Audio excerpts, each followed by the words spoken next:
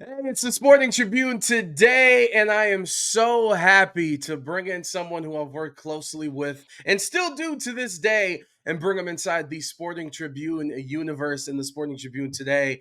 A man who covers the NFL at large for Bleacher Report, Sports Not, a plethora of other entities as well, specifically one that I hold near and dear to my heart. It's a podcast called Silver and Black Today, an Odyssey original podcast that focuses on Raider Nation, which finally they have some joy. There was a little bit to start the season, and then it's been a desert of sadness. A desert of sadness. Wait a minute. That would mean there'd be no sadness because it's a desert.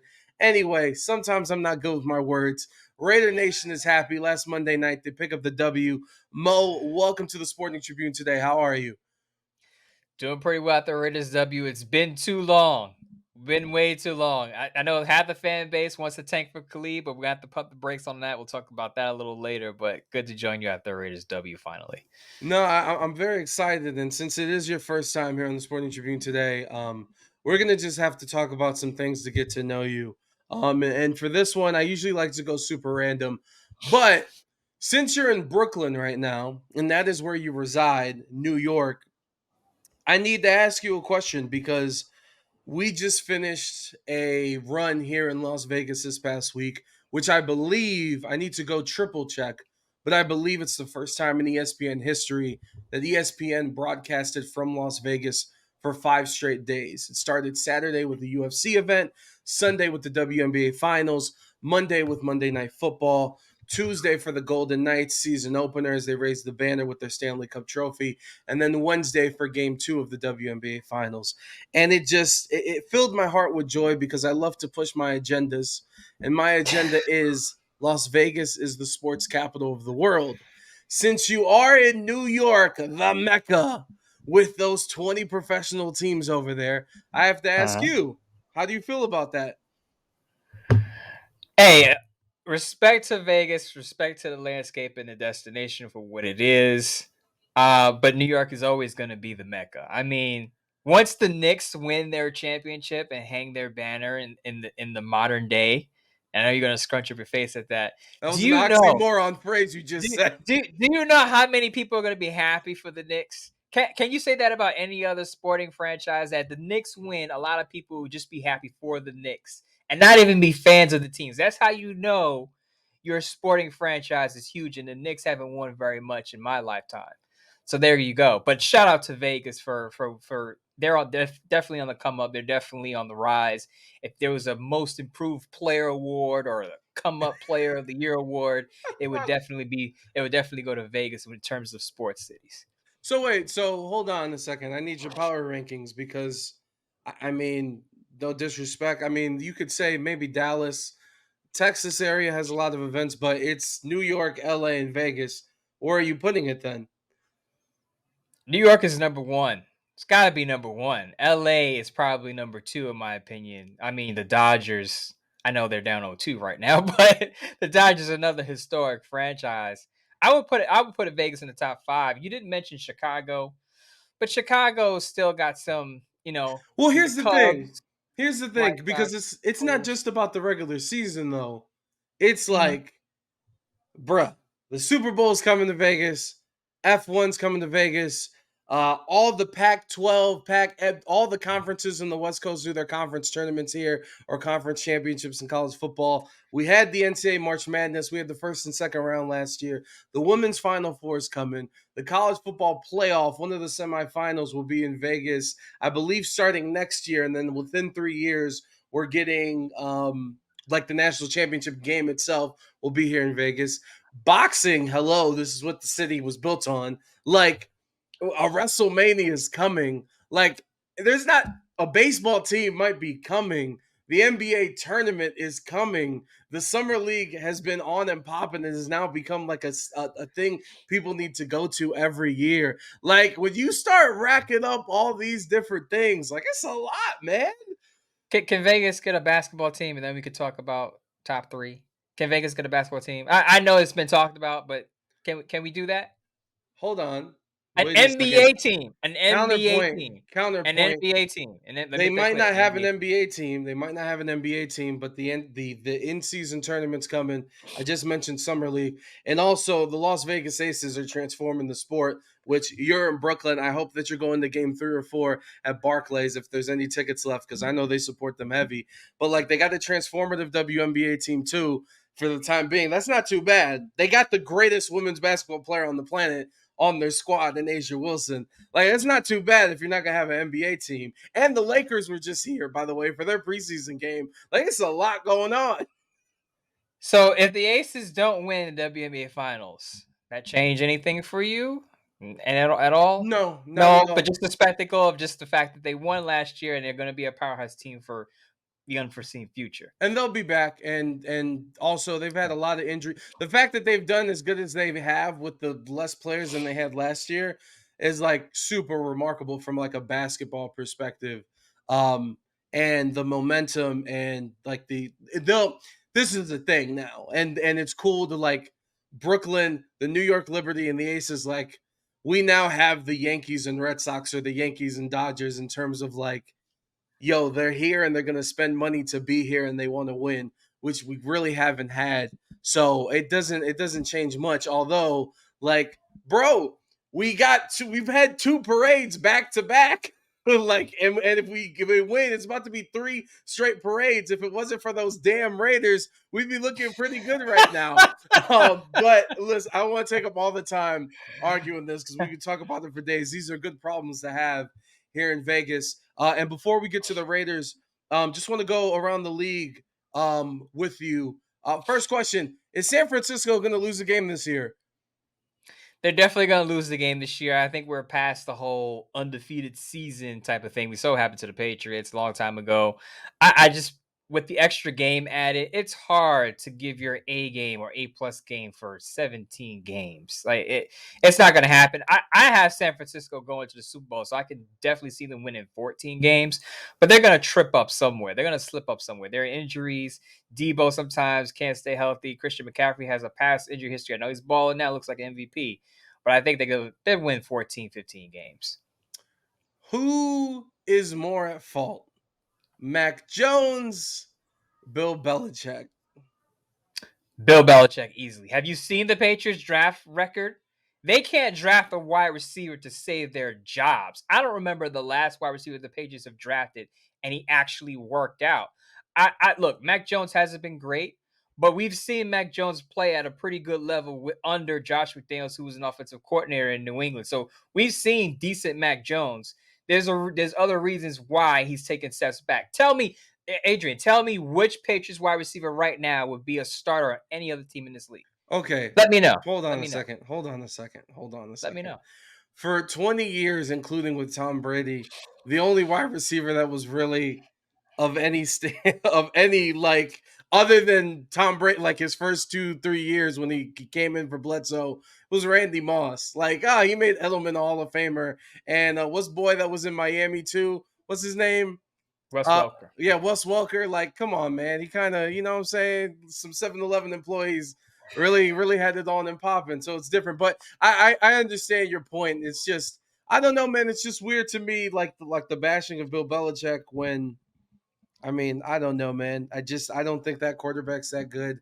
I don't think like I would be more upset at some of the people that he's hired to be coaches on that staff than the performance of some of his players. And like this man has been successful coaching all his life. Like the Browns were supposed to go to the Super Bowl the year that the team was moved to Baltimore. Like they were on Sports Illustrated. Like they were in the middle of a great season. Like if he did it in Cleveland, like let alone I don't know, it's an odd thing. And of course, that's going to be the matchup next week for the Raiders with the reunion. And with that, let's dive into the Raiders fully here. I was as I mentioned that the Lakers were here in town, I was covering the Lakers and Nets game because LeBron James. And I did not watch much of the game. So break it down and kind of what's your reaction with the Raiders winning? My two biggest takeaways. One, Josh McDaniels does not trust Jimmy Garoppolo in that offense. There was a moment in the at the end of the second quarter going into halftime where Josh McDaniels could have called a timeout to give his offense more time to go down the field and score a touchdown or kick a closer field goal. They wound up settling for a long field goal, 50 plus yards. It was blocked. But they had to rush down the field. They had to clock it a couple of times because they didn't have a lot of time. They had about 40 something seconds or 30 something seconds when they could have had like a minute and a half or more if he had called timeout. So the fright was the counterpoint was, I should say, he didn't want to give the Packers back the ball before halftime and give them a chance to score and possibly tie it up. Okay, but then in the second half, late in the game, the Raiders have a chance. They're Oof. fourth. It's 4th and 1. All they have to do is get 1 yard. They get the 1 yard. They win the football game. What does Josh McDaniels do? He kicks a 52-yard field goal, and what happens? It misses. Now I know Daniel Carlson is Mr. Automatic. He wasn't in front of his family at Allegiant Stadium for some reason. As I said, the previous field goal was blocked. But you're kicking a 52-yard field goal, and you have this $100 million plus offense, and you can't get one. You don't trust that $100 million plus offense to get 1 yard to close a football game. To me, that's a problem. You got Josh Jacobs. You brought him back on a modified franchise tag that he's making close to $12 million. You have Devontae Adams. Jacoby Myers is balling. I know the offensive line hasn't been playing great. Jimmy Garoppolo's shaky, has more interceptions than touchdowns. But again, you have a $104 million plus offense, and you don't trust that unit to get a single yard to win you a football game. That's a problem. I would But also go ahead. really quick, I harped on the negative, but the positive is the defense hasn't allowed a touchdown, has allowed one touchdown in the last 6 quarters. Defense is playing very well right now. I just wanted to add one thing too is that not only not going for it on 4th and 1 with the fifth most expensive offense in the league, but if he makes that field goal, it's still a one-score game. So what are we doing? Exactly. It was Exactly. you're going to need to hire professional Madden players to do some time management NFL rosters. I will die on that hill 100%. And for those that don't know, I have this season when it comes to the Raiders, I'm very skeptical, and I don't see the vision, and that's probably the biggest thing on why I'm so skeptical because I don't see the vision on what the hell's going on when it comes to the Raiders. And as we look at the schedule, now that this one's out of the way and they're 2-3, next week, like we just said, New England's coming to town. Then they travel to Chicago. Chicago. Then Monday Night Football against the Lions. Of course, the Lions are balling out this season.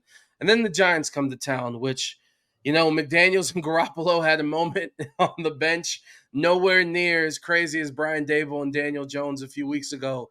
So there's opportunity here, to get some W's. But at the same time, like, how do I say this? The defense has been great, right? 3 turnovers last night against the Packers. But like these teams aren't offensive juggernauts, and both of these teams, specifically the Packers and the Raiders on Monday night, were trying to give the game to each other. And somehow, some way, that touchdown pass that he was open, if he would have hit him in stride, that was underthrown, he was able to make the interception. I'm not trying to discredit a defense that had 3 turnovers after only forcing 1 this entire season. But it's just like, big picture wise, if we go and beat New England, which has been dominated, Bill Belichick, that was his first career home loss of 30 points or more, his first blowout home loss. They had a pathetic showing for the past 2 weeks. We know the drama and all the noise coming out of Boston. And I just asked you about Mac Jones and Bill Belichick and who deserves more blame. And is Bill Belichick getting fired? Like, these are 2 teams in the Bears and New England that are dumpster fires. Even if they beat the Giants, which they haven't had the greatest season, but a couple of these games are playing tough and they're professional football players, and there's a lot of parity in this league. Like, even with all that, we still haven't played the Chiefs. We still got to play Miami. Like, it's just Minnesota. Like, there's teams on here, even with Justin Jefferson going on the IR. Like, it's just like big picture wise, again, what does it matter? They don't scale up against these teams. We've only scored 17. Like, what's going on? We can't score points. I'll say this: the way they're winning now, while the defense looks great, as you said, I agree. It's not sustainable. It's not sustainable, even against bad teams, because even a bad team here or there will score 24 points, and if the Raiders can't score more than 18 a game, they're in big trouble. I would say, looking at the next few games, I expect the Raiders to go at least 3-2 in that stretch. But I'll say, for the people who are marking the Bears game as down as a W, be careful, because Justin Fields has thrown for 8 touchdowns and I believe just 1 interception in the last 2 games. I know it's against the Commanders and the Broncos are a dumpster fire, but don't sleep on Justin Fields. I had him improving this year, and I think there's still room for him to improve for the remainder of the season. But as for the Raiders are concerned, I don't know what it is. I don't know if because the regression to me is the red flag. The offensive line is not blocking well, run blocking or pass blocking right now. They replaced Jermaine Illuminar with their Mumford at right tackle last night against the Packers, or Monday night against the Packers. Greg Van Roten, the right guard, needs to be replaced, in my opinion. The Raiders need to go out and get another guard if they want to get their run game going. Josh Jacobs, while he had his moments against the Packers, if they're still one-dimensional and as shaky as Jimmy Garoppolo is in the pocket, they're going to lose to bad teams, because with that one-dimensional offense, all you have to do is sit back on your heels and say, we're going to let Jimmy Garoppolo beat us, because we know if we force him to drive down the field 75 yards, he's prone to throwing an interception. And as I said, people wanted to say, oh, Jimmy G is a winner. Oh, he was in San Francisco. No, he was with a winning franchise. He was with a winning football team. Jimmy Garoppolo, if you separate him from that, he's a very low-end starting quarterback in this league, and I think people are seeing that right now. $33 million, by the way. $33.8 million, if we're correct. And I know that's a whole nother discussion, because Derek Carr was owed a massive bag as well. But sometimes you take a lower end. See, this is the polar opposite, right? The Lions went with Jared Goff, and people were like, $20 million, that's crazy. And look at what's going on now. And I guess the Raiders were kind of thinking the same thing. A little bit more expensive with the 33 mil again with Garoppolo, but it's just not turning out that way. And the roster construction, I don't see it. And very quickly before we get out of here, Devontae Adams, 4 catches, 45 yards last game. Was asked about it at the end of the game and was said, "Hey, I get double teamed by every team in this league. That's how good I am." But you find a way to get the ball, and that goes for all great wide receivers that demand that attention. And Josh Jacobs obviously hasn't had the best season this year, and the offense, period, has been struggling. When you look at some of these key players, how do you think this frustration, if this season goes the way that we're saying it, because they just won, and this has been a very negative tone, and in my opinion, rightfully so, how do you think this is going to play out when it comes to the locker room and the morale? I think at some point, if Jimmy Garoppolo keeps turning the ball over at the rate he's turning it over, you got to have to put out Aiden O'Connell. I think, and it sounds weird to say a rookie 4th round pick could kind of save the locker room, but I'm in New York, as you know. I've watched Zach Wilson let down the Jets defense time after time. Now, I know the Jets defense isn't as good as it was last year, but last year when I watched Zach Wilson, I watched the body language of that defense. You could tell the defense is thinking Zach Wilson in that offense is going to let us down again. I'm not saying Jimmy Garoppolo is at that point right now, but when you turn the football over as much as he's turning it over, you kill the spirit of that team, and your defense is wondering, like, look, what do we have to do? How many extra possessions do we have to give you for you to score 20 points in a football game? So if they don't score 20 points against the Patriots, Bears, Lions are tough. The Giants or the Jets defense is also tough, but if they don't score 20 points within these next 5 games multiple times, I think you start to give Jimmy Garoppolo the side eye, and you start to give the nod to Aiden O'Connell and say, hey, kid, get ready to lace him up, because you might be starting soon. I can't help but laugh because it's just Keeping it real. crazy. It's crazy. I mean it because it's true. Like, Mm-hmm. it's true. And the coaching staff, and like, I mean, Josh McDaniels said that you go down 1-4, things start to get very real, which is a little bit of a weird quote too, by the way, because at 1-3, things are very real, or even 2-3, things are still very real.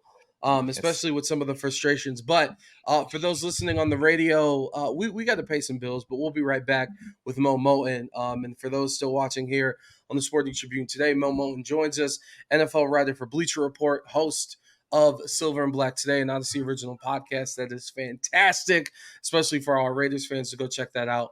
And a couple other places as well that he'll get to plug before he gets out of here. And let's see, because I need to throw some positivity in because they won the damn game. All right, they didn't lose it as much as they wanted to. Defense stepped up big.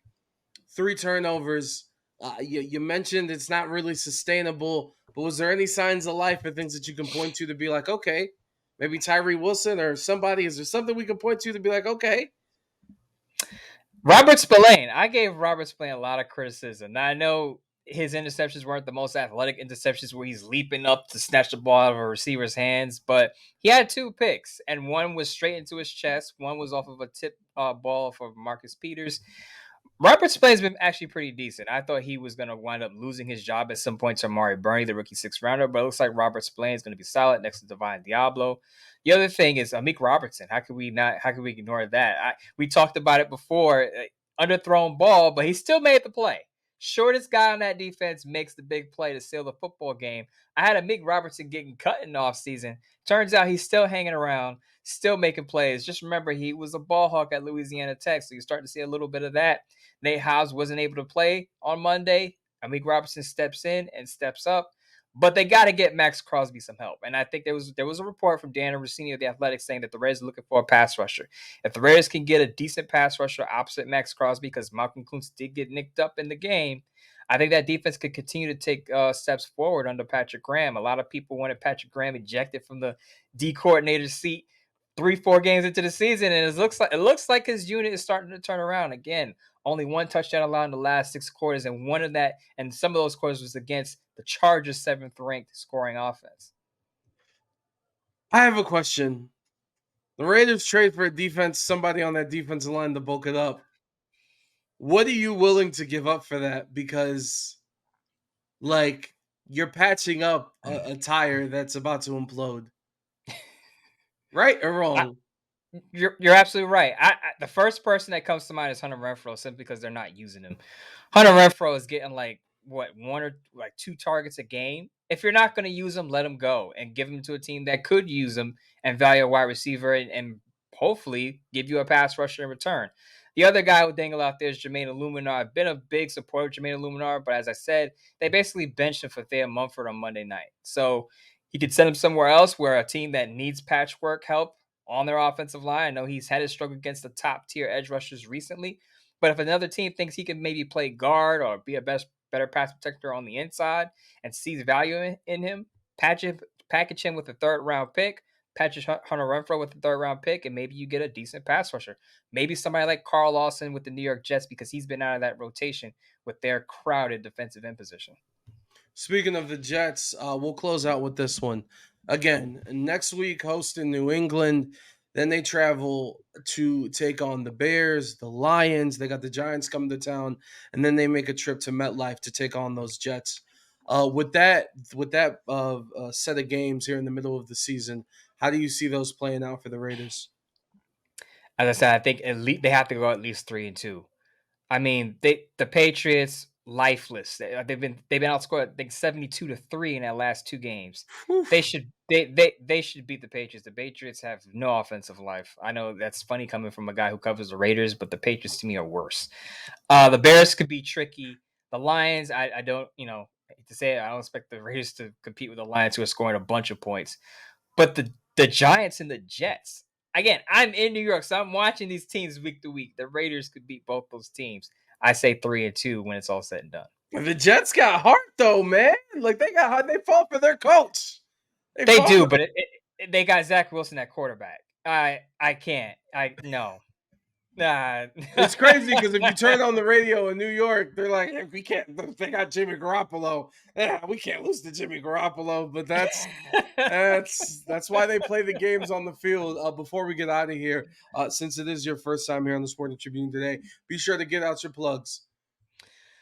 Over at Sportsnet, all Raiders columns. I usually drop one once or twice a week. I have one coming out with Raiders trade targets because there's already trades going on around the league. As I mentioned, I think Carl Lawson is a target. They should even call the Commanders about Chase Young. I will call the Giants about Leonard Williams. Those are the top 3 names that I have that I wrote about on Sportsnet. As you mentioned, I'm over at Silver and Black today with Scott Branson. We drop episodes Tuesday and Thursday. Sometimes we have a shorter episode, Silver and Black Blitz today. And also he's on with our guy Murph from Raider Fan Radio on the post game. I'm also on Bleacher Report covering the entire league. I also do pre and post game reader live streams. I also drop a stream on Mondays and Wednesdays, either recapping the previous game or looking ahead to the next game. This man stays working. Glad you were able to make time for us, Momo, and thank you so much for joining us.